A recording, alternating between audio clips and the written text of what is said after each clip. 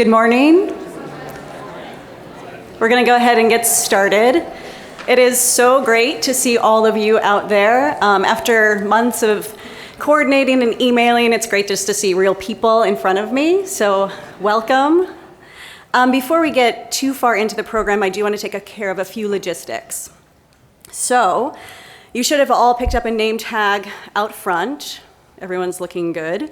There are food and beverages at the back of the room, so feel free. We have a couple hours in this room. At any time during the keynote presentation, go grab some coffee, fruit, muffins, keep yourself hydrated. And then we're going to continue after the keynote in breakout sessions. A couple will be in these two rooms, but then we also have some upstairs. There are plenty of Moraine Valley people around, and we're all wearing name tags with a little pink sign that says Ask Me. So if you have any questions about where the restrooms are, where your next breakout session is, please grab one of us. We're happy to help. Let's see. So speaking of logistics, I also wanted to just acknowledge the support that we get from our campus to make this possible. I really appreciate the use of these beautiful rooms, the space we have here. Mike Crehan helps us out with that. The entire library staff does an amazing job supporting getting everything organized, getting these great name tags put together. Our marketing department does these amazing brochures, and we have the fantastic support of our Vice President of Academic Affairs, Dr. Pam Haney, who's in the back. So we really appreciate her taking some time out of her day to support us. It's an incredible event that would not happen with all of these people. So, logistics out of the way. I do want to take a minute to actually welcome you to our campus and the 14th Annual Information Literacy Summit. The summit has always been about librarians in the region coming together to share our ideas and experiences. I think anyone who's been to the conference before knows this is a great time to network, to share, to just sit down and have good conversations with people who love teaching and love our jobs. And although the campus has been hosting the conference for 14 years, this is just our second in our partnership with DePaul. They are amazing collaborators. They've helped to extend the reach of the summit, and I think have played a huge role in curating the amazing breakout sessions that you're going to see today.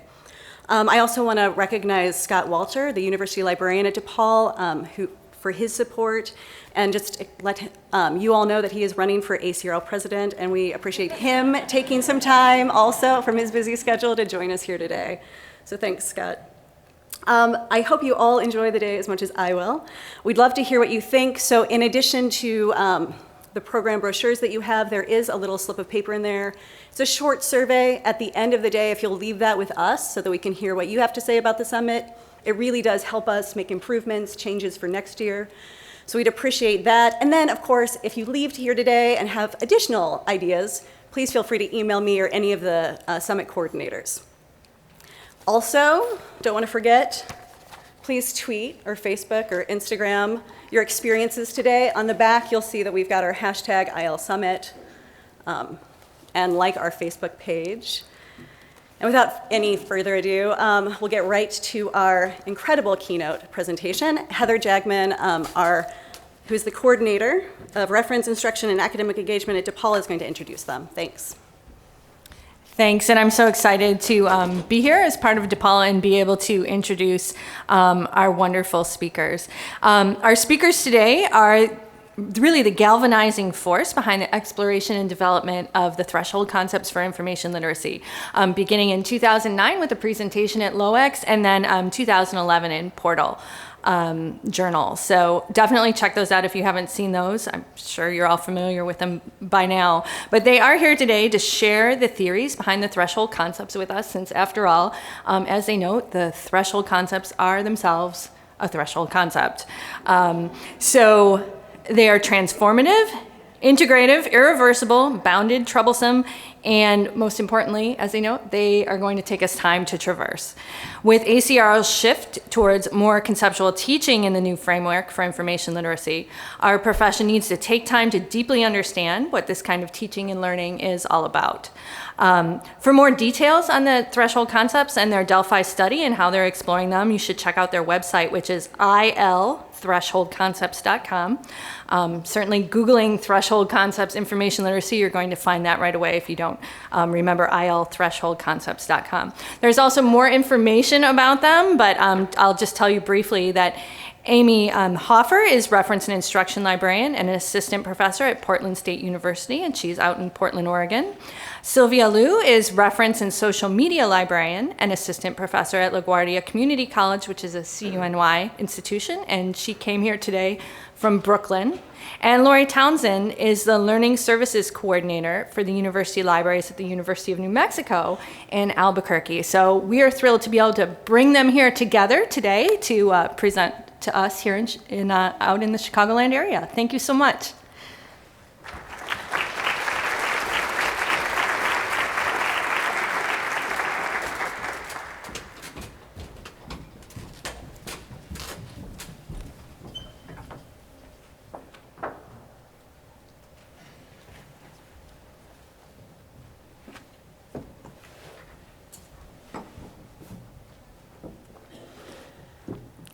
Hi. Thanks for that great introduction. I have an update. I'm not at Portland State University anymore. I'm reporting to Lynn Benton. I'm working on lowering student textbook costs for community college students in Oregon, which it's really fun. Yeah. So I'm Amy. This is Lori Townsend and Sylvia Liu. Thank you so much for having us. We're really happy to be here today. So where are we going? With ACRL's shift towards more conceptual teaching with the new framework, our profession has been looking closely at threshold concepts, and we're going to talk about connecting that kind of conceptual teaching with threshold concepts or otherwise to the work that you already do and that we've all traditionally done, bibliographic instruction and one-shots. Because this is a keynote, we also get to zoom out and look at the big picture and leave you with some of those really big questions that we've been grappling with. And if you happen to find any great answers throughout the day, just let us know right away. Okay, why is conceptual teaching important? I will let you read.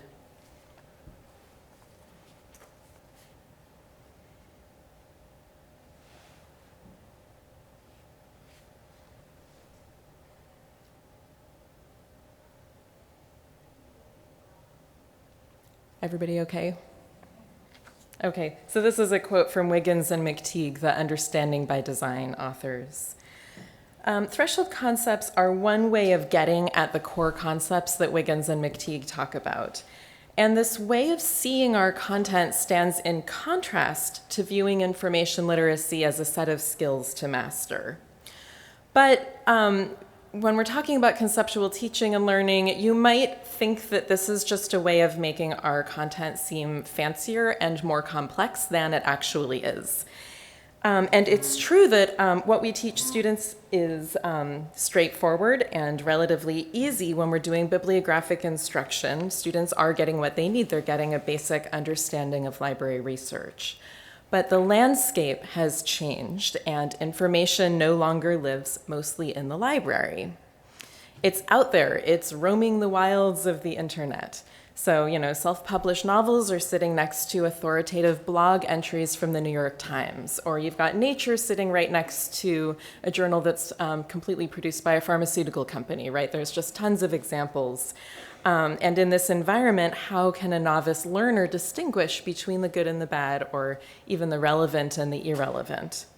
So we have to venture beyond the details of database demos and citation tools and get into the concepts that also make sense of the information systems outside of the library, out in the world where finding and using and creating information actually happens. And although we hopefully do teach students skills, of course, the only way for those skills to actually make that transition from library systems to the rest of the world is to teach the associated concepts as well. And another benefit of teaching conceptually is students can smell busy work a mile away.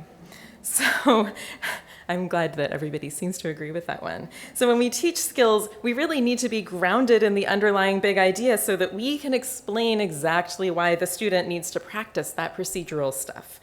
So let's look at threshold concepts. And let's start at the very beginning, a very good place to start. So there's really been a lot about threshold concepts in library land lately, and I just hate the idea of boring people with an introduction if you've already sort of got that under your belt. So could I just see who feels like you've got your 2-minute elevator talk on what are threshold concepts? Oh, good. Bunch of hands. Okay.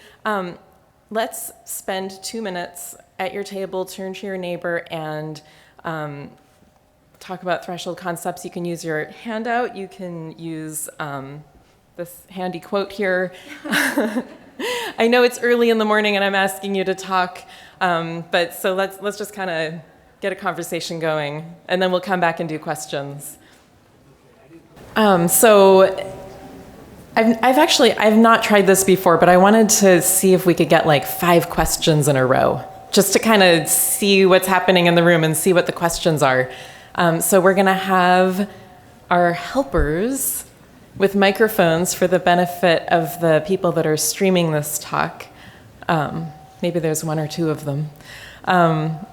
So did anybody wind up with gaps in knowledge at your table? You have questions about threshold concepts? Yes?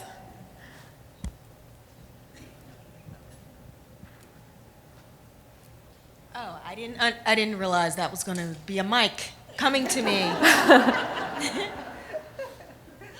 I think in general, there's no concrete definition of what a threshold concept is. Okay, good. So wanting a concrete definition. Was that everybody's question? Yeah. Where I work, we've been with UBD for about the last 6 years. And what I don't understand is every discipline has its grand designs, its big ideas, all that stuff. Now, do the threshold concepts then, do they complement those with information literacy? Or are the threshold concepts just the library's own UBDs? Oh, I think I understand that question. Yeah. Lori's saying off the mic, I think it's both and.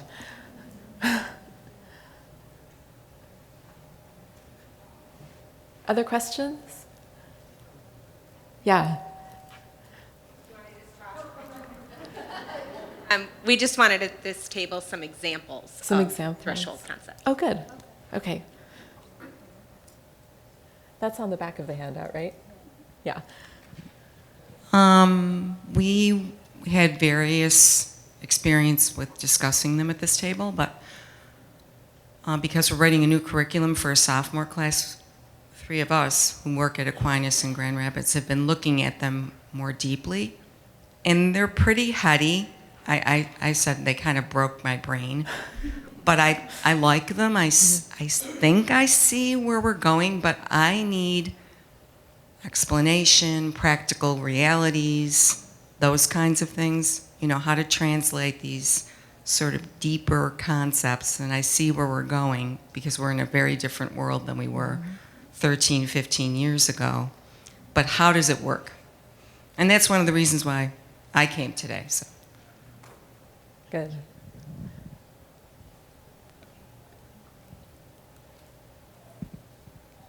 At our table, we were talking about how we do a lot of one-shots and the threshold concepts and one-shots are like mutually exclusive.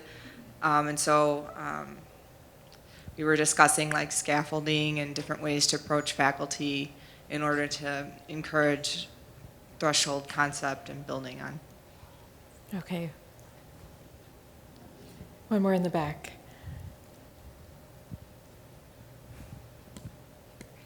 Oh gosh. And I think at our table we were talking about kind of building off that one-hit wonder sort of, at most maybe seeing students one time, twice, 3 times if we're lucky in year 1 in undergrad. So the question is, how do we assess? What does assessment look like when you're trying to assess a metacognitive type of behavior of the learner? Mm-hmm.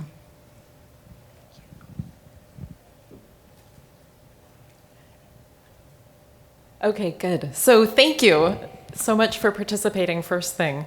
And it sounds like my part should go pretty fast because I'm going to get at that sort of what is that concrete definition. And then Lori and Sylvia are going to address a bunch of examples, assessment, using threshold concepts in one-shots. So I will move pretty quickly through our definition, but I won't skip it since there seems to be a need for that as well. Okay, so threshold concepts, they're the core ideas and processes in any discipline that define our discipline, but they often go unspoken by practitioners. They're very ingrained for us. And they encourage our students to understand and put into practice the central concepts or the big ideas of our discipline that encourage students to think and act like practitioners. They're difficult to grasp, but students need to get them in order to progress in their learning. And you've got the 5 criteria on your handout, right? They're transformative. They transform the student. And students see the content through the lens of the practitioner community. And they adopt the ways of thinking and practicing common to the discipline. They're irreversible. Once you see both the duck and the bunny, you can't go back. And this is why it can be hard to relate to where our students are, right? We've been on the other side of the threshold for a long time. And it's also why it can be really difficult to identify threshold concepts. Threshold concepts are integrative. Once you grasp a threshold concept, you're tying together all that disparate material that's been coming at you that you had to study for the quiz, right? Now you can see the whole, and you might be able to apply your new understanding in other areas as well. Threshold concepts may be bounded by a discipline, and this is a tricky one for information literacy because there's some disagreement about whether information literacy really is a discipline. But just to sidestep that question, we can say that librarians share a common way of thinking and practicing that is bounded by our discipline, which is information science. And last, threshold concepts are troublesome. And there's all different kinds of trouble that they can bring, but this tends to center around the fact that we're talking about big and transformative concepts, and they can provoke student anxiety and resistance. And I think that one piece of that question behind what's a concrete definition of threshold concepts is that these 5 criteria, not every threshold concept will necessarily meet all 5 of these criteria. And in our work, we tend to aim for concepts that meet most of the criteria. And as I said, with an interdisciplinary field like ours, the bounded piece is often the one that the threshold concepts for information literacy may not exactly fit. So you got to the part about the kitten in the tunnel, right? This is our visual for the liminal space, and I also want to just thank Lori for these great slides. And she makes us look really good with these slides. So the liminal space is where the learner hasn't yet passed through. The threshold has come into view, but the learner's still feeling like a kitten in a tunnel, basically. It's an in-between and transitional place. It can be exciting, terrifying, humbling, short, long, alienating, engaging. One thing that it is not, comfortable. Learners will move through the liminal space in different ways and at different speeds, but they will not leave this space unchanged. And as our introduction mentions, you might be in a liminal space with threshold concepts where 1 minute you feel like you have that understanding and the next minute it has fled. So the learner emerges from the liminal space as a changed person in 2 broad ways. First, there's epistemological change, and epistemology is ways of knowing. So this is the cognitive shift, the extent to which the student understands the new concept. And second, there's ontological change, which ontology has to do with ways of being. So this is the shift in identity that a student experiences as they get an inkling of what it's like to look through a particular disciplinary lens. And this is the extent to which a student is comfortable saying, I research like a librarian. This means that threshold concepts are both cognitive and affective, and that brings us back to that fraught nature of the liminal space, because they're having both an intellectual and an emotional experience. Threshold concepts treat students as potential disciplinary practitioners. In teaching with threshold concepts, we ask students to try seeing the world through our disciplinary lens. And making this explicit, we believe, can address some of the traditional power imbalances that often arise in educational settings. So we are not insisting that one perspective is better or right, but we're saying, this is how librarians see information. Try that on for size. And then the students can decide whether to adopt that lens as their own. And I'm going to stay on this for another minute because I think that this aspect of threshold concepts is often misunderstood. I'm from Portland, and at ACRL a couple of weeks ago, which some of you may have attended, there was a talk that repeated a criticism of the information commodities frame in the new framework. And so my understanding of the criticism is that it's somehow an endorsement of the commodification of information to say that information is bought and sold. And that may be a reduction of the argument, but that's my understanding of the gist of it. But students do hit paywalls when they're searching on Google Scholar, and students are asked to spend more on textbooks than the cost of their tuition. And libraries exhaust their budgets buying back research that faculty did on university time. So information is, in fact, bought and sold. It's treated as a commodity. But just because I make that statement doesn't mean that I endorse that that's the way the world works. I just feel, why would we not tell our students that these forces are in play, even if we need to preface it by saying, I hate that this is the way that the world works, but, right? And so we can teach a critical approach. We can go just as far as we want down the path of providing alternative viewpoints or radical views, but you can't be critical of something effectively unless you have a chance to understand it first. And that's what we mean by looking at the lens itself. Whoops. So we're going to show our students the lens and let them make up their minds when they think about it. Threshold concepts as a model doesn't force you to teach your content one way or another.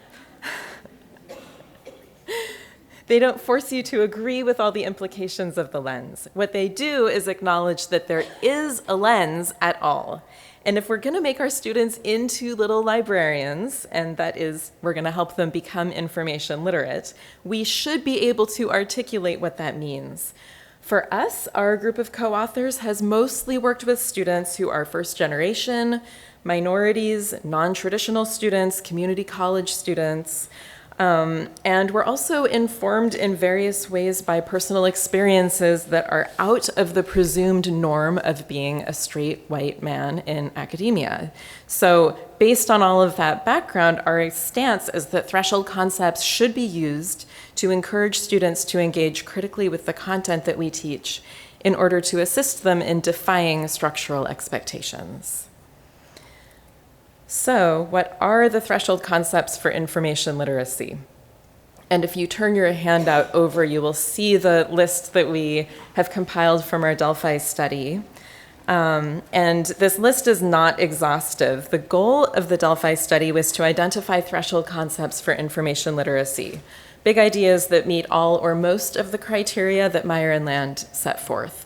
But the goal was not to identify all of the threshold concepts for information literacy. And in fact, the wording on these might continue to change before we get to publication. So you could also consider this to be a draft to some extent. And if this sounds a little bit squishy, I'll say that reading the threshold concept literature, we can expect that researchers and instructors might arrive at differing or complementary conclusions about the threshold concepts for a field. In fact, there are librarians who view information literacy itself as one single threshold concept. On the contrary, we like to think about multiple learning thresholds within the bounds of information literacy. And there are a bunch of other people in this camp, including Margaret Blackmore and Virginia Tucker, our Delphi panelists, and also the Framework Task Force. And all of these people have come up with somewhat different lists of threshold concepts for information literacy. So the list that you're holding right now, it does not have to be definitive. Feel free to extend it or modify it, argue about it with your colleagues, or make it work for your students at your institution, whatever you need to do with it. But we feel confident that this list describes 6 of the big ideas underlying the content that we teach. These threshold concepts, we believe, can help a novice view information through a librarian lens. And to sum up, we like how Craig Gibson puts it. He's one of the co-chairs of the Framework Task Force. Our content is a network of interconnected understandings. You pass through the liminal space on one, and it might help you along with another.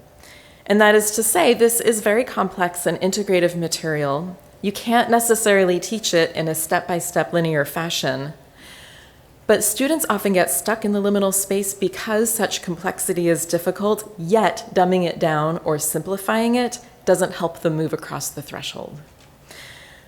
So with all of that said, that's our intro to threshold concepts piece. But of course, students still need to learn those procedural skills that we've always taught through bibliographic instruction. So now Lori is going to talk about how that kind of teaching can be compatible with a threshold concept approach.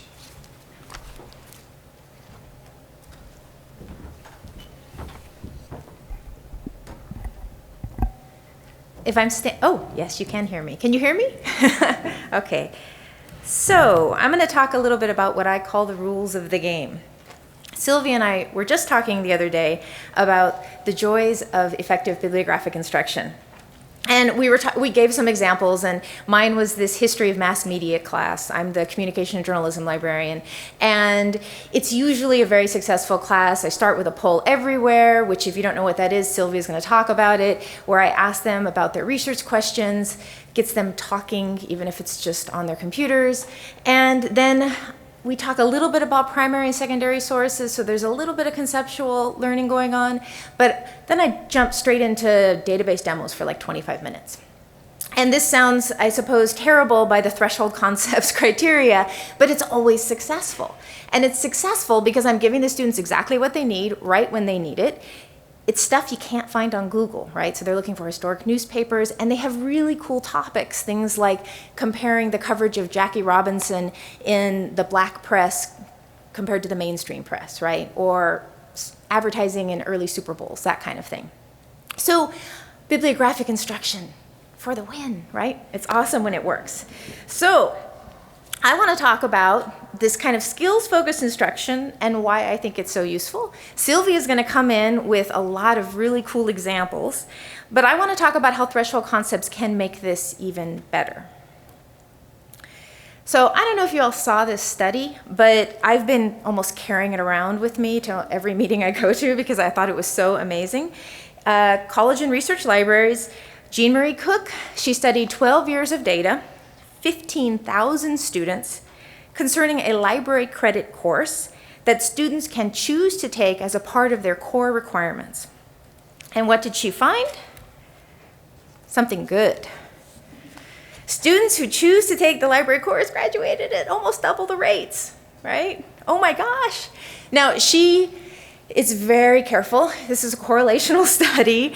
She lays out all the limitations. It's a self-selected population, non-random sample, variables like race and gender weren't taken into consideration, but she did look at ACT and SAT scores and GPAs and found they were comparable in the two populations, so that didn't make the difference.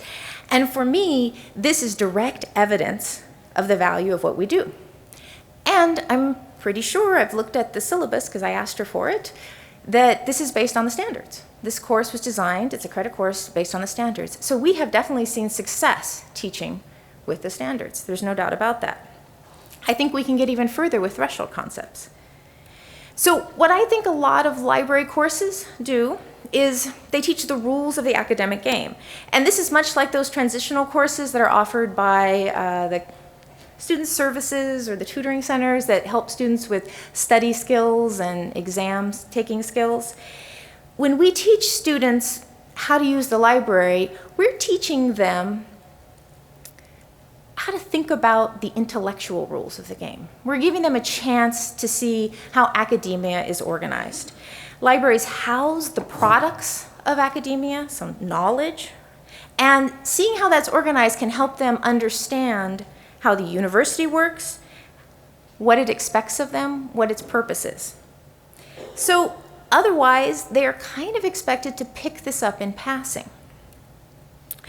And in the past, this may have worked. Okay? College populations were more limited by race and gender, and a lot of students who came to college were already prepped to pick this kind of thing up. But our populations are shifting, and even though students with professional, college-educated parents, they have large advantages and they can sometimes just pick this stuff up. And it does seem like our disciplinary faculty kind of expect this. We all know that they don't often pick this up. And so while this has been going off on the shifting populations, we also have this shifting information landscape. So it's grown increasingly complex and chaotic, and we're moving from this information desert where you're looking for that one plant to the information jungle and you're still looking for that one plant, right? So this means that offering bibliographic instruction, how to use the library, is really helpful for students. It has the potential to impact retention and perhaps even graduation rates. So what's the problem? Why change what's working? So I spent the first 5 years as a librarian teaching at Cal State East Bay, which is where I actually met Amy, and we were teaching a 2-credit required library course. I think it was even LIBY in the catalog. And I was trying to avoid teaching it like an extended bibliographic instruction session. So, you know, you get a whole class for citation and a whole class on a particular database. And this was really hard for me to figure out how to do this. The standards didn't help me. I couldn't quite get them. They never made sense to me. That's just me. And I wanted the students to be engaged because they were in the class and they seemed bored by the content, right? So there's nothing wrong with teaching a class like an extended bibliographic instruction session, but the students aren't particularly motivated. And then there's that question of whether it's transferring, right?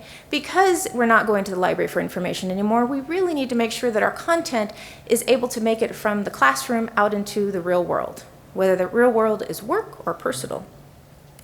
So threshold concepts didn't change what I taught necessarily, although they did a little bit. They changed my orientation to what I taught. So I realized that my content could stand on its own, that it was something that was part of a larger discipline. And once I understood that, I didn't need to teach my processes in other people's disciplinary content. So things that previously I had only touched on when teaching students evaluation and finding, I could spend a lot of time on. Things like the filter bubble, or changing models of authority with Wikipedia, bias in the research process, and so on. And I changed where I started with other topics. For instance, going back to the organization of disciplinary knowledge or the basic structure of databases. And for me, I actually had to learn and relearn a fair amount in order to teach this way. Not so much about pedagogy, but actual disciplinary content. When I started, I didn't really understand how information is socially constructed and how that manifests in the information landscape. I didn't understand a lot of technical issues, well, I still don't, related to databases and metadata. I'm an instruction librarian. I learned them in library school, but I was rusty, having not used them on a daily basis. I had to review the content of my discipline much as a newly minted PhD has to go back and relearn their disciplinary foundational content in order to teach freshmen. So I've always thought of threshold concepts as being about content and expanding the scope of what we teach. They certainly have other aspects, affective and cognitive, but my experience with them as a teacher has been simply about helping me figure out what to teach. So you can spend a whole class or a whole semester focusing on specific skills, how to use a database, how to put together a citation, how to use a particular reference work, and your students will benefit. However, you can help them bring those skills more smoothly into the rest of their life by teaching them the underlying big ideas. Teaching conceptually helps them make those hard-won skills transferable. And it's a more engaging approach, because while we all need to learn the rules of the game, we know that it's more fun to play the game. And speaking of fun, Sylvia is going to talk about some of her engaging and challenging activities that she has created, thresholdy activities.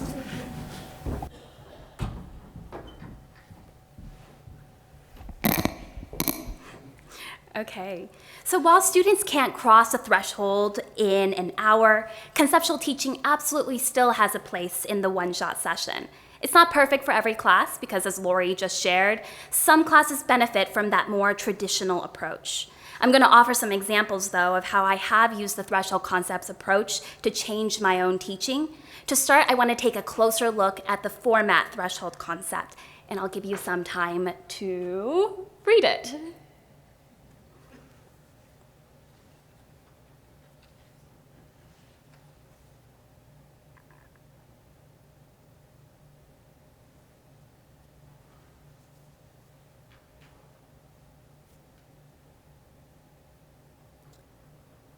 Okay, so I've used this threshold concept in teaching a one-shot for English 101 at LaGuardia Community College. The topic the students chose had to look at the intersection of technology and identity, and a lot of students chose topics that had to do with social media. So to teach this particular concept, I started by asking all the students to run a search for social media and advertising on Google. So you're all librarians in your mind, just Google that, think about what would show up on that screen. And we looked at the results and I asked them, what do these results have in common? What are they trying to do? After a bit of discussion, we agreed that, for first 3 pages or so of Google results were all focused on teaching you how to advertise on social media or helping you advertise on social media. So they were all either selling you a service or teaching you how to sell your product. Then we ran the same exact search, social media and advertising, in Communication and Mass Media Complete and Academic Search Complete. I asked the same questions. Look at these results. What do they have in common? What are they trying to do? After a bit of discussion there, you can sort of picture how those results are going to be different. They have a big picture view of the topic. They're trying to analyze how marketing and communication have changed as a result of social media. And they're going to be inspiring students to sort of think about their own understanding of that particular idea. So this is where students came up with topics or came up with examples, like one student brought up the FCC regulation that requires fashion bloggers to disclose if they got a purse or shoes for free in their outfit of the day. Another student brought up the fact that there was a big kerfuffle when Facebook started using people's personal pictures in their native advertising. So it was the larger big picture perspective that brought up and made those connections for students. Afterward, the instructor came up to me and she asked about the possibility of linking her English classes with the library's credit course in a learning cluster. And this was really amazing, but I asked her to repeat what she said so I could write it down, okay? So she said, I used to think that the library visit was about library topics that took away from my teaching time. But this was the first time I realized it could be complementary. The discussion that was happening here was useful for what I was doing in my class, but it wasn't anything I would cover in my class. And I think I saw a head desk there. Because of course, we want all faculty to know this already. But the threshold concept approach let me take the information science content that has always belonged to us into my work with disciplinary faculty in a more active and noticeable way. The disciplinary faculty respond well because they see their students clicking in the right places, but also getting closer to new understandings of the information world around them. Working with threshold concepts encourages students to slow down, to be patient and deliberate. It asks them to get more comfortable in the gray area. Not black, not white, not right, not wrong, but the gray area. And this is where most threshold concepts function. The gray area is complex and it requires knowledge to navigate successfully.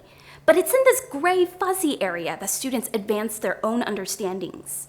This means we don't discourage students from using Google or Wikipedia or incorporating those particular sources into RBIs. And we don't suggest that joining Facebook means that they're going to sell their souls. We don't hold the library as the end-all, be-all location for good, reliable, authoritative information. Instead, we ask our students to build their expertise incrementally, moving through the information landscape critically, cautiously, and confidently. The value of a theoretical framework is immense. Working with new theories can inspire, challenge, and shift our thinking. This may not be true for every discipline, but I would argue that our pedagogical theory is only and most valuable when we can bring it into the classroom in order to improve student learning. At my institution, I teach both the semester-long research strategy courses as well as one-shot library instruction sessions. While some of these activities may have been developed for the credit course, they've also all been used in one-shot sessions. Threshold concepts acknowledge that students come to us with varying levels of prior knowledge. Learners don't start a course in the same place, nor do they learn at the same pace. We're talking about whether they've ever been through a peer revision process in their English class and connect that to the academic peer review process. We're talking about if they were ever in a science fair in elementary school and can connect making a hypothesis to writing a thesis statement. We're even talking about whether they've ever had an internet connection at home. So how does this translate to instructional design? Of course, we don't throw out the research paper or the lab report or even the low-stakes knowledge check quiz, which all still have value. But we can also use other activities that tell us where students are. For example, we can do a quick think, pair, share, like how we started off this morning about a complex idea like threshold concepts, or we can ask them to draw a quick infographic or concept map for a theory. We can carry out a verbal interview or a discussion about something new. Here, what you're seeing is a brainstorming session in an English 101 class, where my class practiced coming up with keywords, anything to do with dogs, and we were practicing in order to help them develop their research questions. After we mapped out every idea that we had about dogs, we circled the sections that were too broad for a research question, like dogs in general. Then we circled the ones that were too narrow for a research question, like one specific breed. And then we looked at the parts where maybe there was something more to explore. Maybe there was a question there, like what kind of jobs can a dog hold? This isn't going to be an enormous change from current practice. It could be as simple as showing that they understand that not everything you find on the web is a website, or giving their own example of how two different formats are different from one another, or drawing a picture of the difference between the open web and a database. Showing progress is going to look different for everyone because our students come from different backgrounds and experiences. Our lived experiences aren't uniform, and so our learning experiences aren't uniform. If we picture the threshold concept like a doorway in the distance, we should imagine that our learners are approaching it from all different directions. One person might have her hand on the handle, and when she's introduced to a threshold concept for the first time, she might walk right on through that doorway because she had exposure to similar ideas, or she was given an example to which she could specifically relate. She's right there. Others might take twice as long because they're several blocks away from the door, or because they stopped to get a coffee. Still others might walk around in a circle or sit down in one place for 3 months. When we're teaching a 60-minute library instruction session, it's difficult to know where students are in terms of their prior knowledge. One of our favorite tools for quickly gauging where they are is an audience polling tool called Poll Everywhere. Here you're seeing the responses I got from a group of first-year students. I can tell from their responses here that most of them know that peer review and scholarly journals are the right answers. The fact that this one answer is coming from everywhere, though, tells me that I can start pushing on those answers to get at questions about authority and scholarly discourse. I ask things like, what do you look for if you're checking your classmates' work? And I ask, what percentage of academic journals do you think are rejected every year? I ask, is a Yelp review written by a food expert scholarly? And do you think that Tylenol's CEO is an expert on pain relief medicine? If so, would you trust her as the best source if she tells you that Tylenol is the best pain relief medicine? I attempt to contextualize their answers and build on what they already know. Now we're looking at the same question posed to students in my semester-long research strategies course. These responses tell me that, yay, they did the assigned reading. But they might have some complicated concepts about the relationship between opinion and scholarship. With this class, I called on students to define the components of authorial expertise and to separate commentary from analysis statements. I asked questions like, does the value of a source change depending on who is reading it? And what is the difference between an opinion and an argument? Anonymous polling gives us a chance to talk about where we all struggle, and it destigmatizes the experience of not getting something right away. We mentioned before that working with threshold concepts means embracing the gray area. The gray area is one of my favorite things about teaching with threshold concepts because ambiguity can be so powerful and liberating.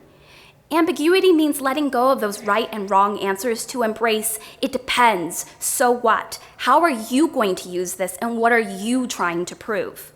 One assignment that comes up every so often asks students to use a primary and a secondary source. Rather than treat those two categories as silos, I engage students in a conversation about why these definitions are slippery or confusing, and why the value of information shifts depending on the questions that you're asking and the means by which it was created or will be used. To do this, I give students links to 2 or 3 different sources.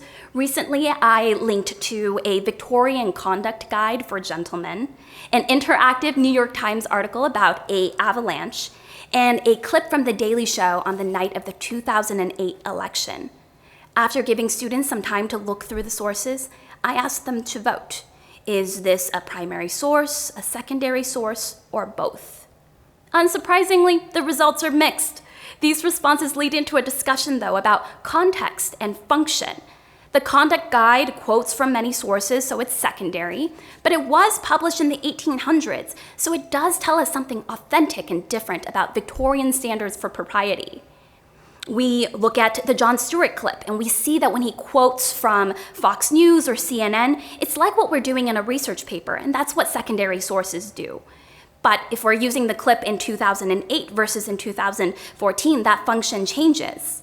This exercise touches on the format threshold concept because it asks students to evaluate a source based not on the way that it was presented, but the way that it was created and how it will be used. It gets at the research process threshold concept because we focus on the different questions that primary and secondary sources answer and how those answers contribute to knowledge creation. The research process threshold concept comes up in this next activity too. This threshold concept acknowledges that identifying and articulating useful questions requires an existing foundation of knowledge and is difficult intellectual work. However, when a student asks a question, connections are made, and the process from inquiry to seeking out existing knowledge to the selection of relevant information to the development of a thesis and the subsequent analysis and the synthesis of the results is the same one that experts engage with in the creation of new knowledge. To unpack this particular concept, I asked students to do a little bit of reverse engineering. We start by watching a recent viral video commissioned by Hollaback, which is an organization that works on street harassment. In the first frames of this 1 minute and 57-second video, subtitles indicate that this video was shot over the course of 10 hours as a woman was filmed walking through the streets of New York City. In less than 2 minutes, we watch as she is followed, propositioned, and harassed.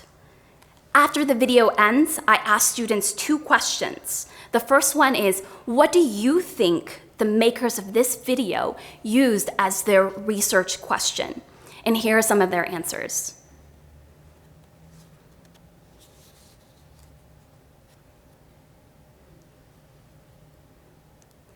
Then I asked, what racial patterns did you see in the video? Next, I show students excerpts from a blog entry analyzing this video. Despite purporting to represent a walk all over New York City, 59% of the interactions that made it into the short video took place in Harlem. And as many viewers pointed out, only men of color are shown harassing the women. In fact, the filmmaker admitted to editing out all the Caucasian men captured on film for various reasons, like unclear audio. We talk about whether the filmmaker was justified in his decisions, whether the criticisms of the video were fair, and then I ask students to share their own experiences with street harassment in New York City. Then I bring it back to their assignment by showing the answer to that first question about research questions. Having a good research question is key, I argue, and these were all good research questions. But if your evidence is flawed, skewed, or biased, you will weaken your argument. The activities that I've shared today have been great for individual instruction sessions where the disciplinary faculty have been open to experimentation, and they lend themselves to the same kind of informal assessment we've always done in BIs. I watch student reactions, I capture student responses, I build in time to work with students one-on-one, I listen carefully to the questions being asked and not being asked. Lori will talk now, though, about how she's trying to take the threshold concept approach to a programmatic level.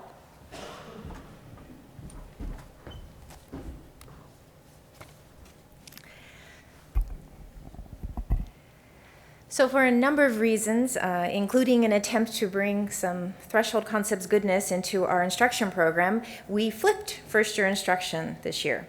And initially, I all but copied a program from Aaliyah Fritsch at Kansas State University after I saw her present about her flipped first-year instruction at a Greater Western Library Association conference. So, our flipped classroom has 5 sections. Well, it started that way. A tour, online tour of the libraries, an introduction to information formats, topic development and keywords, searching, and citation. Several of the sections had a brief presentation, followed by knowledge check quiz, and others asked students to do stuff like generate a list of keywords for a topic, find an article, and the results were sent to their instructors. In the spring, we were able to hire a couple of learning sciences librarians, David Hurley and Robin Potter, and they looked over the tutorial, and after we had some conversations about the new framework and what we really wanted students to learn, we made some changes. So we decided to ditch the tour and cover some of that in class in a more fun way, and we increased time spent on format. I actually like starting with the format threshold because it seems so fundamental to me to both searching and evaluating information, and it's actually really hard. It's a really difficult threshold concept, and so this is one of the presentations on information formats. So this increases time for our students on task. We get 1 meeting with them, maybe 2 in the first year instruction program. And I'm not sure about the success of this approach. We built it in Qualtrics, so we have all of the answers to the questions, like before they start the format presentation, we ask them some questions about format. One question, we show them a book and a journal article, and we ask them, what's the difference? We ask that to them again at the end of the presentation after they've taken a knowledge check quiz.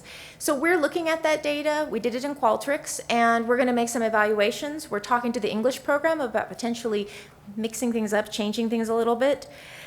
But am I sure that this worked? I'm not. Which brings me to something that I think is on our minds regarding the new framework, which is assessment. And I think this has been a kind of scary issue for a lot of folks. And it was initially very confusing to me as well. After thinking about it for a little bit, I actually don't feel like threshold concepts change assessment all that much. And that may be a little controversial to say, but as you heard, Sylvia has built-in assessment for many of her one-shot activities and also her credit course activities. And on that level, where we're teachers and we design learning objects or activities, we're going to do the same sort of thing, right? We're going to assess how successful those were. We have learning outcomes built in usually, and we try and see if we have met those or our students have met those in their learning. I think a lot of the concern is about assessing this crossing of thresholds, right? Has the student actually gotten this big conceptual understanding? So I do think that might change some of our assignments. We do have to take a little bit of time and really try and get the students to externalize their understandings. And this maybe is better with more reflective assignments, things like journaling, concept mapping.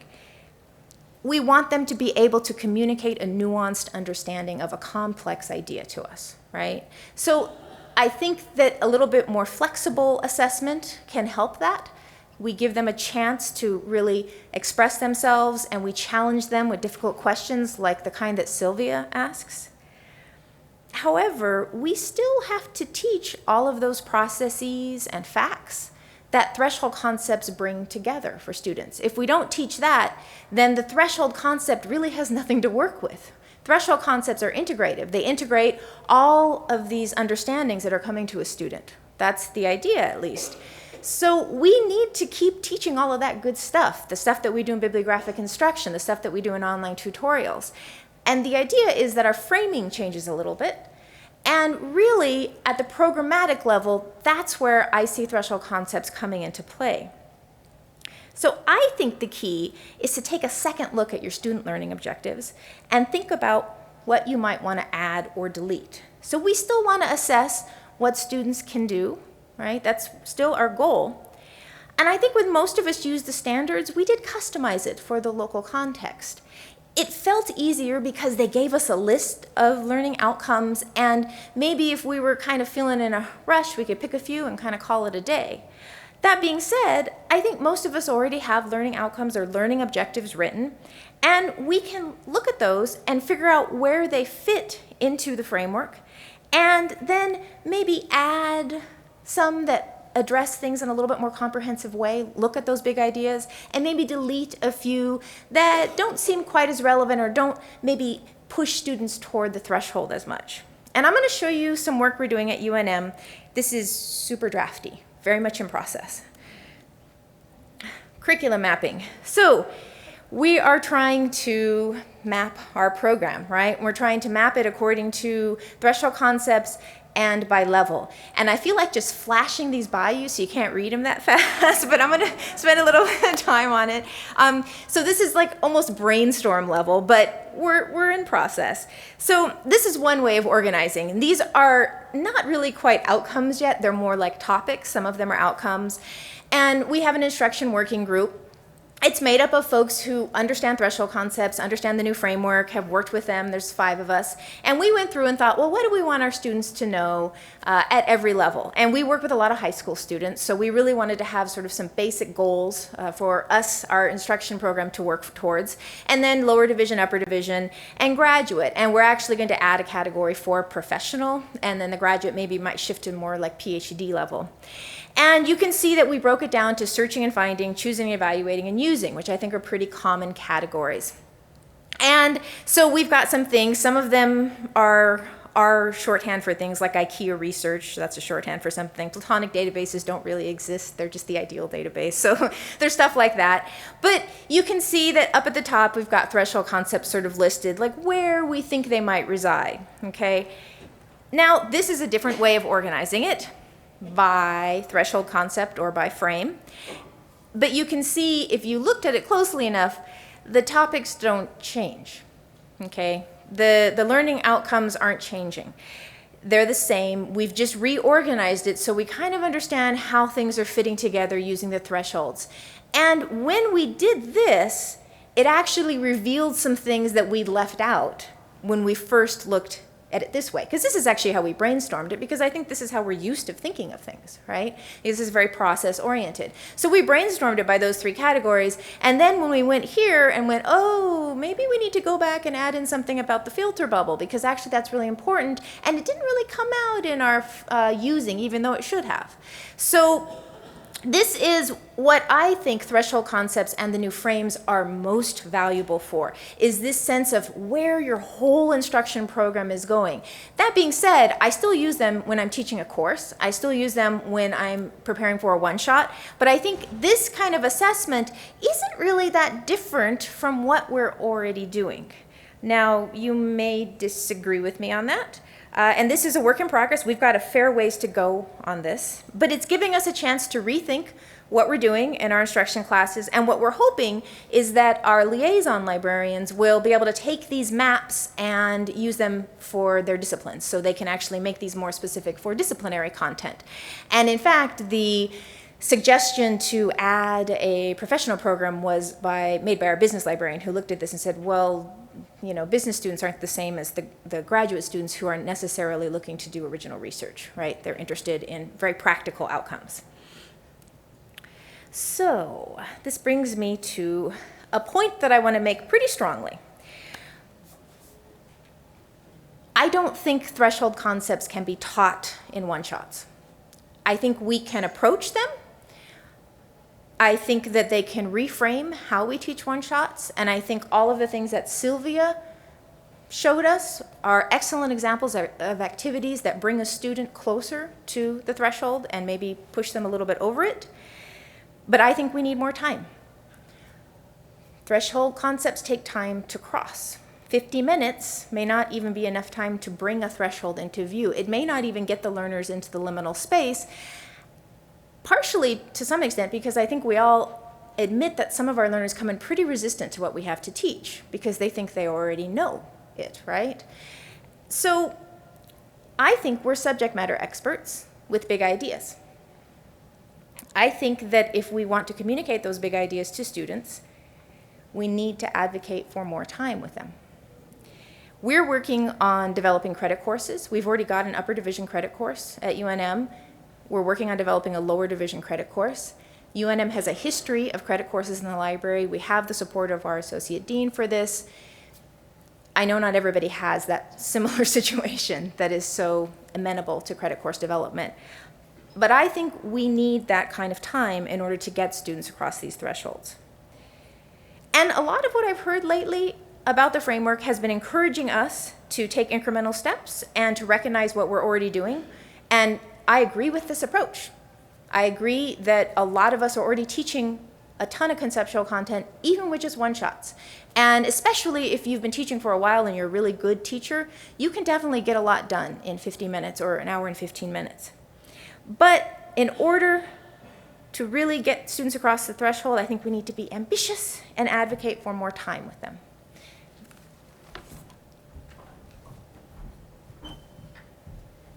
So when I was first introduced to threshold concepts, I was completely overwhelmed by how much they raised the stakes. I have a difficult enough time getting through library services and resources in an hour, and now I'm going to teach them to interrogate the contextual underpinnings of their information world. It's a lot.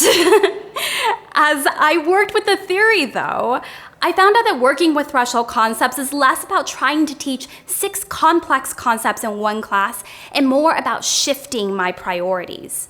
My objective moved away from help students find articles that address a pro-con stance on a current event to frame topic development as the first step of a research process in which inquiry leads to the creation of new knowledge. Still, a shift toward conceptual teaching doesn't mean that 20 students cross a threshold in 1 hour. Instead, I do use that hour to invite students to approach, if not cross, the threshold. When I get near a threshold concept with a student, I remind myself, hey, you're just planting a seed. I'm introducing the threshold, maybe helping it come into view, and we're gonna circle back over and over again until the student crosses through and has that aha moment. This is also true when it comes to our colleagues. Our advice for today is to take the seeds that we've planted and share them with the librarians at your institution. Form a community of practice and think through these things together. Stay critical, stay skeptical, and ask difficult questions. Reflective teaching has to be something that we all do together.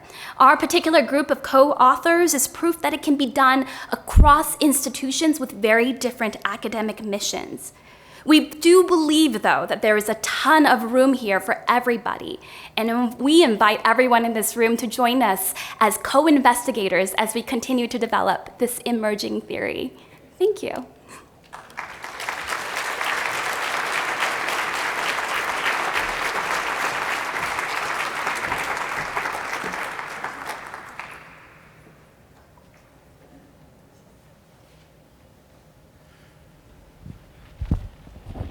Okay, so we have time for questions. Two of us have mics, so raise your hand so we can find you. I'm sure there's lots of awesome questions.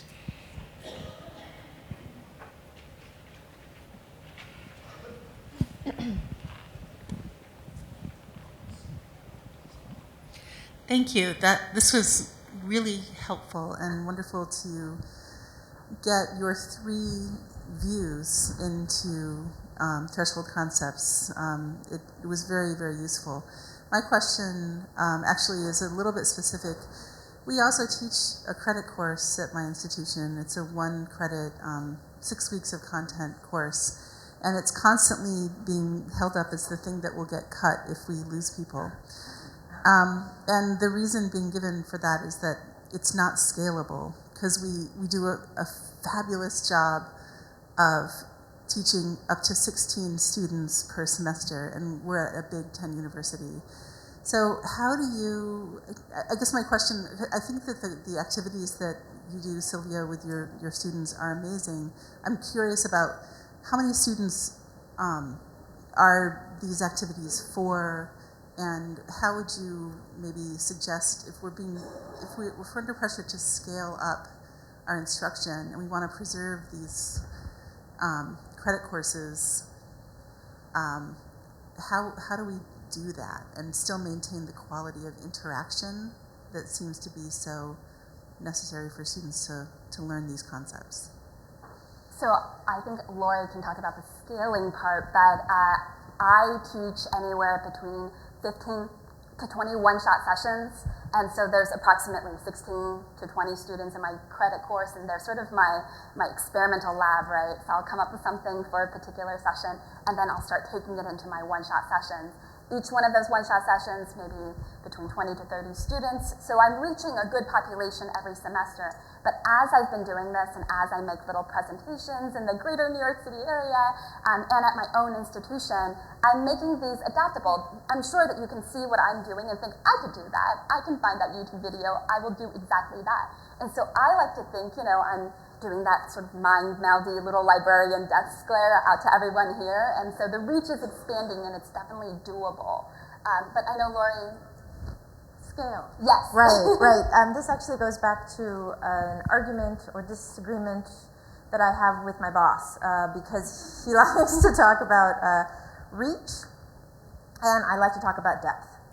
And because I like depth, it's more fun as a teacher than reach, but I think you have to do both.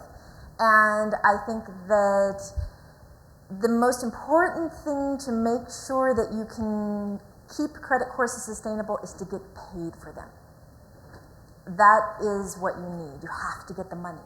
At the first institution that I was at, we didn't get paid for our courses. I don't know why, I don't know how that worked out, but we get paid at our institution. And we get paid because we are well represented in university faculty governance, and we have good relations with the provost, and so we get that money back.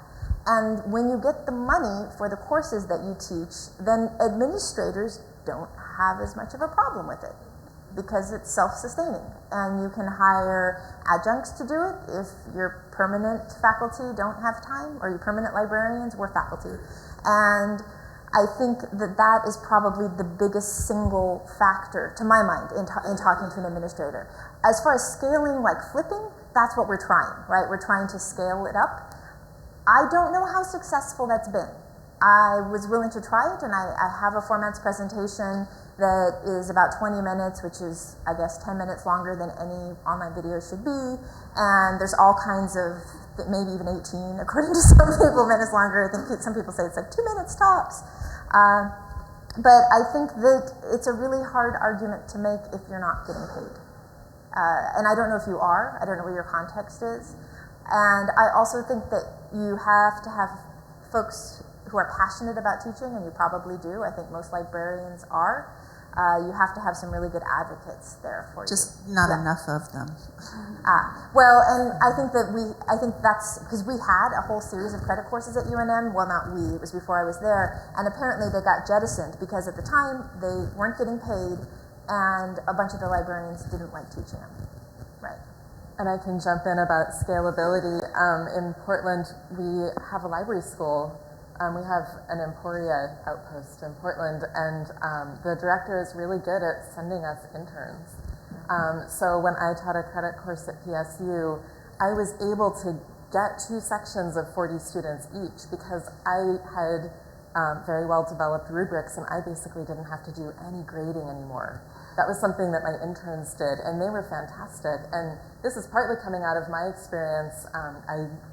Sorry, we're getting a bit of feedback here, but I can see that they're working on it. I was Lori's intern at Cal State East Bay, and it was a really great experience for me to get my start in that way, and I want to, pay that forward. But I will also say that my administration decided that they wanted to cut the credit course, and I said, okay, do you want to look at the assessment data and see how well the course is working, or do you want to cut it regardless of what the data shows? And it turns out that it was the second.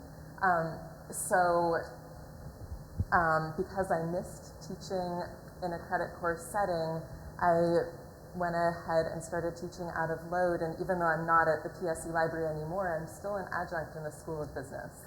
So I'm teaching a business research course. I went into the discipline. And also, I had a thought about the scale. Oh, sorry, left. Maybe it'll come back later. Sorry. Over lunch. Right. Hi, I am a writing teacher, so I have a question that kind of comes from that perspective about the point that you made early in the presentation about disciplinary lenses. In a required research writing class, like an English 101 or 102 style class, or in an advanced research skills class that's required for all students to graduate, which is a class that I teach, you have students from a wide range of academic disciplines and backgrounds and different kinds of experiences. And while I absolutely agree that it's important to understand students as disciplinary practitioners and try to encourage them to understand themselves as disciplinary practitioners, in a multidisciplinary required course, there are going to be students who want to understand themselves as a practitioner of the psychology discipline or the history discipline or, whatever discipline that isn't library and information science, and often all at once. So I'm wondering, how do you navigate that interdisciplinary atmosphere and try to help students understand themselves as scholars and as disciplinary practitioners when you have this wide range of competing disciplines in the same classroom? So one way that I sort of tailor to the discipline is I create assignments that have a little bit of flexibility. So one assignment that I give is focusing on primary and secondary sources, and I say, pick an event, any historical event you want. And so then you have some students from history who, one student was looking at marathon dance, or dance marathons during the Great Depression, where people were falling over for fatigue because that was the only way they could make money. So that was fascinating. But then, other political science students looking at the Boston bombings as their particular event and trying to find primary and secondary sources. So the primary secondary thing was the content and the disciplinary lens that I was offering, but the topic was up to them. Similarly, the follow-up assignment was about finding and choosing information, and there I said, take that same topic, and now I want you to find information and then choose one particular article or item from the library databases. You have to choose your own database, so work in your discipline, choose a disciplinary database from Google in general, including Google Scholar, and from the WorldCat, sort of print world, and it has to be relevant to and useful for your question that you developed from the previous week when we were looking at primary and secondary sources. And so the pieces are still there, but it's going to be related to something that they're interested in, and I'm watching it develop as the semester proceeds. And on our upper division credit course, it's the similar thing. All of the students, we've got everybody from fine arts majors to computer science majors, and everybody in between in that course. And we just designed the assignments such that any student from any disciplinary background can use them. And so if we're talking about the foundations of disciplinary knowledge, they look at their discipline, right? So they look at that history. I also think that of the 6 threshold concepts that are on the back, we decided that 3 of them aren't actually bounded by information science. So maybe that's a fun game. I just can't figure out which ones we thought are. So we feel like a lot of these are very cross-disciplinary. Like scholarly discourse, authority is constructed. Those are not limited to information science. They're things that we have a unique perspective on as librarians, but they're not ours. Format is ours.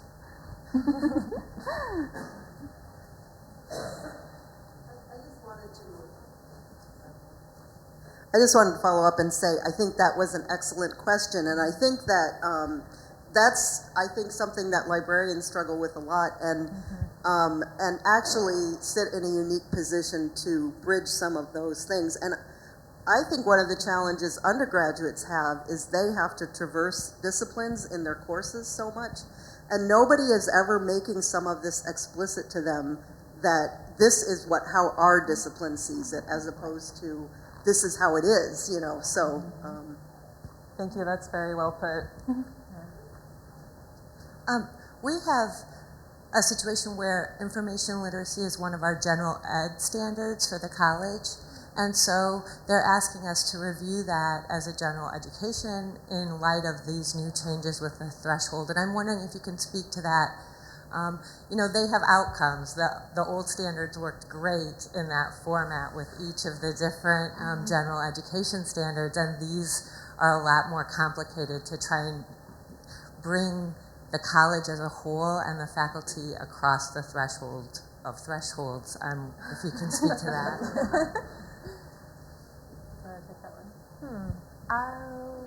So you said that you have information literacy related outcomes. Do you have?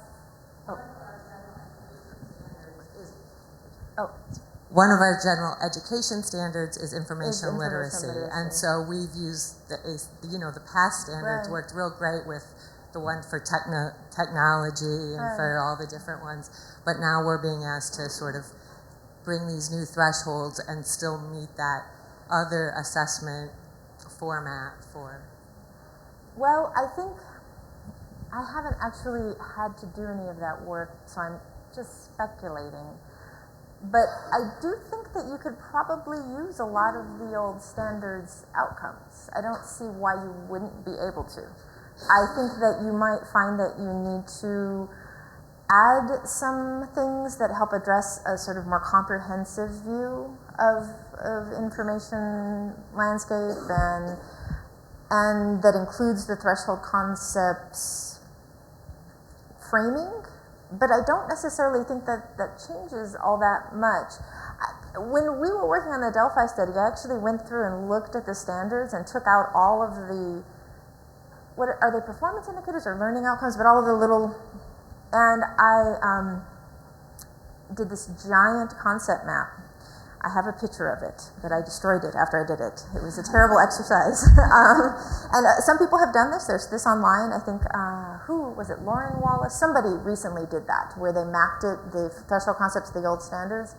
And there's so much crossover there.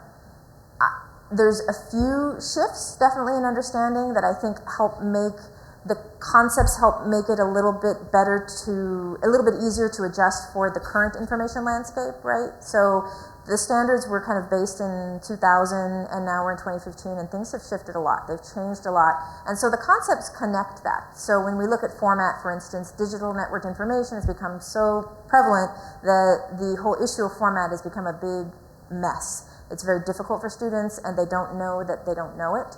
Our faculty don't know that they don't know it, in fact. So I think that they help make some of the standards, they update them, but I don't think you need to shift it all that much. There's a ton of overlap there. That's just my personal perspective. What you're saying is making me think of the expression a gap analysis, right? Which maybe some people in the room have tried or done the way that Lori did. And it almost seems like if you wanted to have that conversation at the gen ed level, because you're getting buy-in from across the campus at that point. So you would need to share, okay, this is what's behind the new framework, and can we take a step back and look at the objectives that we really want for our students to come out of this, and maybe you're already meeting some of those, and maybe you need to have a few more. Hi, thanks a lot for that presentation. I really liked what you said about advocating for more time for the library. However, my guess is that you didn't just approach departments and say, we need more time in your classes. And like even with more time, I'm going to go out on a limb and say that the library can't take sole responsibility for teaching the frames. So I was wondering if you could say a little bit more about how you approached faculty about collaborating or asking for more time, or kind of sharing responsibility for information literacy. So absolutely one of Sorry, the... that's a big question. No, it's okay. So that was one of the examples that I mentioned, and that has been an uphill battle, because the conversation started when she said, hey, that was so useful, and I just realized that you're not just giving me information that our students, might use, you're teaching something, and that was really fascinating. And if I was able to link my English 101 and 103 in a cluster with your 3-credit course, wouldn't that be amazing? And that gives us more time, right? That's fantastic. And that 3-credit course is one that doesn't always run, because we don't always have the students to fill it, since it's not sort of integrated. And so in that case, it's giving us more time, it's giving us more students. And so I think, one grassroots way is to be a really good teacher and do really exciting stuff and get the attention of the disciplinary faculty, who then take it back, because from there, the rest of the past few months, what I've been doing is having conversations with my chair and her chair and the people who are in charge of clusters to try and not only get the library's 3-credit course into the cluster, but sort of recognized as a new ground for all of the other disciplines to maybe incorporate into other clusters. So that's one sort of anecdotal way of approaching that. I agree that librarians can't teach all of this, but I do have a little bit of a different stance on this, and this is a different stance than the task force had. I think I was probably the only one who thought this way. I don't necessarily agree that outside faculty should be teaching most of this. I think that we should be teaching most of it, and I think we need credit courses to do that. I just think that we have the expertise. If we don't, we have the ability to develop it. And I think that I think it's a little bit odd to say that I'm a math teacher and I'm going to go talk to the biologists to see if I can get them to add math into their classes. Math supports biology, and so they're going to come to me and ask me about it, and we're going to maybe work with them. But I think that we can best offer them something good, like what Sylvia's talking about, be really excellent teachers. Tell them, hey, I want to try something new, right? Do you mind if I try something new?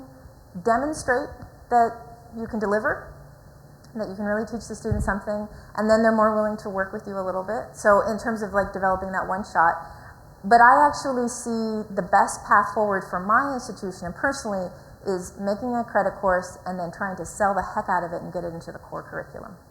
And that's what these folks at West Georgia did. They got that as an option in their core curriculum, and there were big changes made, and that's the kind of proof we need to make this a real thing. I mean, that's the kind of proof that I think we need as librarians, because that's the kind of proof that the provost keeps asking for. We can talk about numbers and how many students we teach and how many classes we teach, but this kind of evidence where we're showing an impact on graduation rates, that's what's going to get us into the classrooms and get us more time with students. So while I agree we need to educate faculty about this, I don't think we need to do it any more than a lot of faculty need to educate us about their disciplines.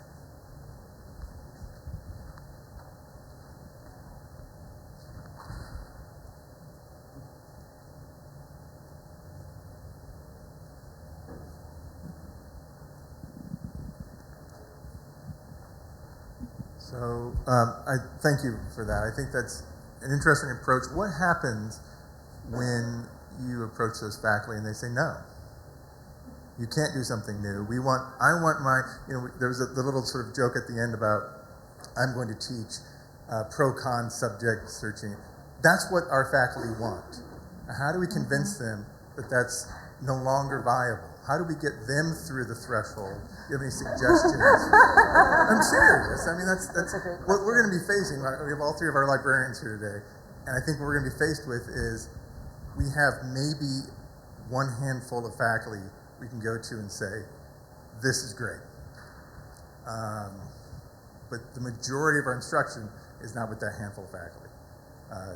So do you have any suggestions for how to up our energy level to, like Sylvia's level? So we can all be great. No, we can't help you, so the rest of us. I know it is. I mean, I can just jump in a little bit, and I say this because I say this with the freedom of that I'm not actually teaching information literacy anymore. I am doing open educational resources as my focus now.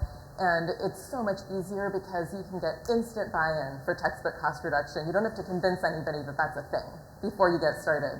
Everyone's like, oh, how can I help? It's really interesting how different it is from information literacy. But one way that I think we've talked about this, I think that I'm pretty different in my approach to the classroom because I'll walk in and say, okay, get out your assignment. What's your assignment? What do you need to know? Let's make an agenda. And I know that, I'm sort of unusually comfortable with that kind of thing. But, especially as I was a business librarian at Golden Gate University, it was like, I can't stand giving the same one shot about Mintel so many times, like, please, let's co-create some knowledge here, and tell me what you already know, and that kind of thing. So from that standpoint, I was much less likely to have a beautiful, prepared, exciting lesson like what Sylvia talked about, but at the same time, I think that my thinking about threshold concepts comes through anyway. That's my grounding, right? That's how I approach how I'm going to teach the concepts in my discipline. And so I think that so it's something that Lori mentioned when she was talking.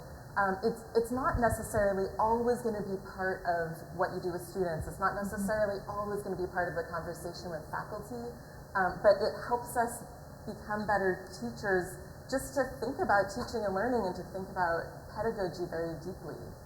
So I hope that helps. And of course, I'm saying this as someone who's not currently teaching IL, so I do have that freedom right now.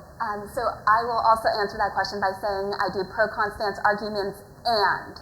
So every single one of these activities that I shared, you do that activity. I spend maybe 15 to 20 minutes on all of that, and then 25 solid minutes of database demonstration with some hands-on, right? And so I give the students and the disciplinary faculty exactly what they asked for. Everyone gets to do exactly what they came for, but it was way more fun and way more interesting, and we actually talked about something substantial instead of just following along as I demonstrate. So the class that I'm teaching actually this coming Monday, I've been collaborating with that faculty member a little bit in advance, but she wanted her students to get into library sources. But what we're actually going to do is they are reading a Malcolm Gladwell article in the New Yorker about social activism and technology. And she wants us to go through and hyperlink that article. So every single time that Malcolm Gladwell makes a reference to an outside source of information, we are going to find that source of information and hyperlink it into their e-portfolio. That's really cool. Yeah, it's so cool. But it does take a little bit of work. We can do that. And in order to do that, I'm going to show them how to do a search by journal title. I'm going to show them how to do a LexisNexis limit by date. And we are going to find out about advanced search options on Google Scholar. I'm doing exactly the pieces that I would have done in any other traditional BI, but we're using a broader context. Within it, we'll talk about scholarly discourse. We'll talk about why it's important to find the original source of information that someone is presenting to you in a cited format. And I actually think that you'd be surprised how many faculty, if you present it to them, they may say no, but if you just kind of slip it in there, they're like, that was really cool. That was really interesting what you did. The students were into it. They're happy if you do that. And I know that we've just hired a couple of new folks who are doing all of our first year instruction, and it's the first time we've had a really comprehensive approach to first year instruction where two people are responsible and they understand the framework and they're trying to figure out how to slip in some threshold concepts. And we've gotten so much positive feedback from faculty about that. And these are mostly, they're instructors, a lot of them are grad students, but we've gotten a lot of positive feedback about it. Some of them don't notice, they're just in the back typing away, doing whatever they do, but some do. And they're telling us that that was the best library instruction that I've had.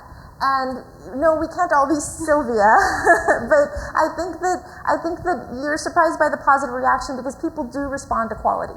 If it's good, they're going to be into it. As far as I know, that's been my experience. There are still some people that if you present it to them like, hey, here's this new thing I want to do, we'll shut it down. It's true. For most of the time, if they shut it down, I just give them what they want. I focus on the credit courses and what I have control over. I think that's probably the reason why I like that approach. So be prepared to sneak. Yeah.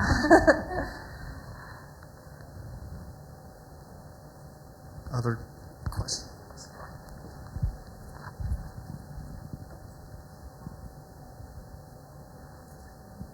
Do you recommend any kind of assessment after your one shot, like a survey monkey survey? Yeah. That's what I've been doing. And then, of course, I'll have one or two students that I've had twice in a semester, like, do I have to do the same thing? And I'm like, oh, just put it in the same, I just kind of brush it off. But I just want to know if you had any fresh approach to that type thing. I don't have a fresh approach to that because what we've been doing works. And that's kind of what we wanted to get across, that what we're doing and what has already been working still works. It just works within a larger conceptual perspective and in a more interesting, fun way for us as teachers and for them as students. So everything that I do fits into the larger assessment goals of my program, including a Qualtrics survey at the end. And it's a 3-question survey. It's who are you, what class were you in, what year are you, how many credits. But then it's it's a multiple choice, which of these would be a good Boolean search, and where would you find reliable information, and where do you go for help in the library? Super straightforward, but I hit those marks, and those results reflect that students take away the right answers. And I think that as we continue teaching and as we sort of get at these big questions, there could be a shift, and certainly I've been pushing very much for more of the open form, because we want the multiple choice, they're easy to make a graph. And so as a reward for advocating for the open question, which in this case was where do you get research help, then I also have to volunteer to code all of those responses, which of course takes a little bit more time, but that's maybe a starting point. And it's absolutely a shift. It's all new, I think, for everyone in this room and for us as well. Okay, thank you. Final questions? I have one. I'd love to know, since you're here, the reason we wanted you to come all the way here is just for me to ask this question.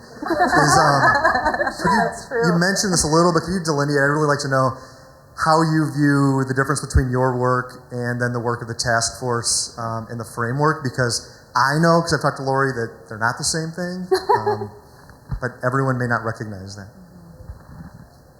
Lori's our ringer, so. Well, so is Troy. In a manner of speaking, Troy was. Well, I guess we can out people that way. I don't know.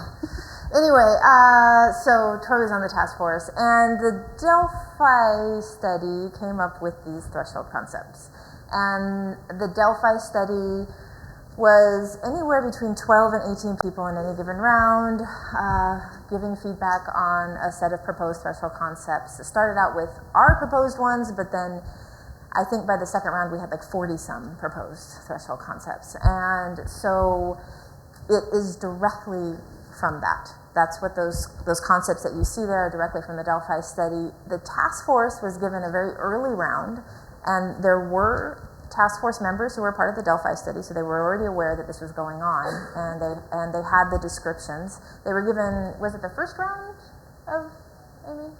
I can't remember if it was round 1 or round 2. It was round 1 or round 2, because they were interested in out of 4 rounds total. Out of 4 rounds. They were interested in developing sort of this more conceptual approach, and this was one way of getting there, and they took those early results and they just ran with them. So there is some similarity in but there's some difference too. For instance, we didn't initially in the task force have the information has value frame, and when it was written originally, there was a lot of criticism over this sense of it being about information as a commodity. That's how it was originally phrased. And so that changed, and it changed because of the feedback from hundreds of librarians. The Delphi study had feedback from, a little over a dozen experts. So they had a different perspective, and so it was a smaller group, maybe a little bit more intense work. We got pages and pages of feedback and data that we summarized and sent back out to them every round.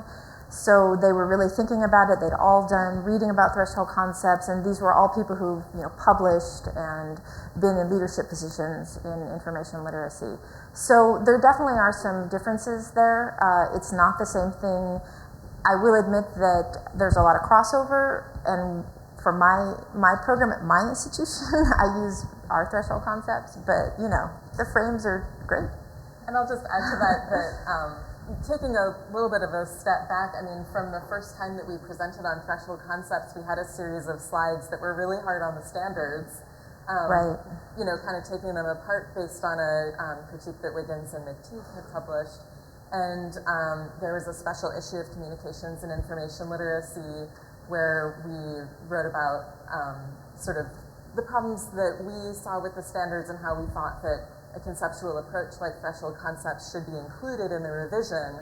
And then our work was so thoroughly included that in a way it was like, oh, what? Now what? Like, did we get what we wanted? Or, and so for us it was a bit of an odd moment, and I think this might be a little bit, Troy, what you're asking about, because for us, we're still working on, in our minds, it's still a matter of establishing this theoretical underpinning.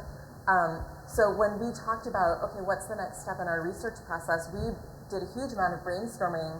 What do we want to do next? Do we want to write curriculum that we can share? Do we want to, do something really practical and hands-on, because librarianship is such a nuts and bolts kind of profession?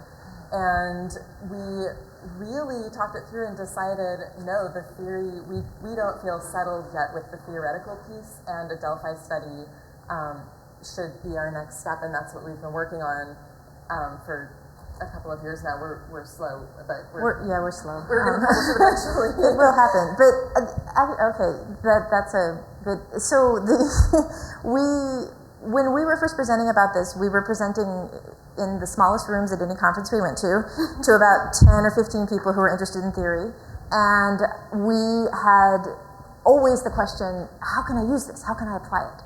And so what Amy's talking about, when we had written a couple of papers and we'd done that little survey, which we felt like maybe didn't really give us the kind of results that we wanted, we had done a little survey of 50 some odd librarians, and we'd come up with some threshold concepts. I actually took this to a brown bag at my library and said, should we keep exploring threshold concepts, or should we just try and operationalize this stuff? Let's make a curriculum. Let's do learning objects. Let's do this. They said, no. You need to keep exploring. And so for us, this framework becoming the thing was very surprising and a little surprising and a little overwhelming. So there's differences between our work, and we do feel like this is a developing theory. We feel like there needs to be a lot more exploration and a lot more work. And I don't think that the task force thinks that the framework is some sort of thing that's like a dictate that's been handed down from on high. I think there's definitely this feeling that it needs to be worked on, that it's something that can be developed by the community in practice, and that we're going to see ongoing development of the framework from here on out, that it was not designed to be static. I don't think the standards were either, but they kind of ended up being that way because it takes so much, effort to make changes, right? So I think that the task force sees it as flexible. So we feel like our work is very complementary and it can exist alongside, and we feel like you can develop your own threshold concepts for your context, and that would be great too. And you can write about it and tell everybody about it. Yeah, we would it's a Google Doc, not stone tablets. Right. Although that's like, since we're keynotes and we get to, work at the level of big ideas this morning, I also just want to throw in that So I was at a talk at ACRL that looked very critically at our work, which was very interesting for me. And one of the questions was, why has there been so little change from our first paper to what's now on your handout and what the framework looks like? And to us, I mean, there's been a ton of work behind it, and it's interesting to see that someone would read it as unchanging. But I also think that, you know, librarians know what our content is. If there's something enormous, glaringly missing, you know, please let us know, let's have lunch today. But, you know, I think that you're not supposed to be surprised when you see the threshold concepts for your own discipline, right? So we have the expertise to identify them ourselves. We don't need to look to faculty in other disciplines for help with identifying this. We have the expertise.